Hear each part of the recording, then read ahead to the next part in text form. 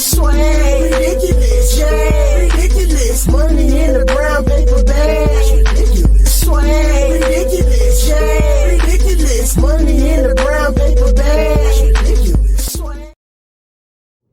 Hey, it has been a long time since I've been here. Anyway, I did a sew-in. We're doing a VIP sale. Well, it's coming up on Black Friday and there's going to be stuff.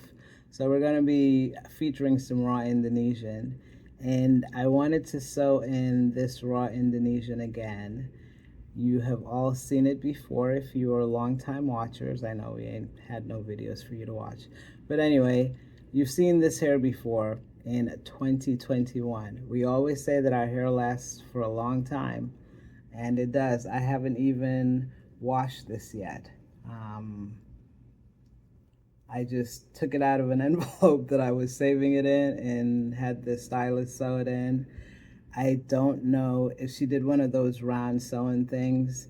I don't know if you know what I'm talking about, but I didn't have a frontal and I didn't do a leave out. So it's just sewn in a circle. I don't know what to do with this part. I don't like it in my face. I'm not a rock star. I'm not a vixen, a video vixen or whatever.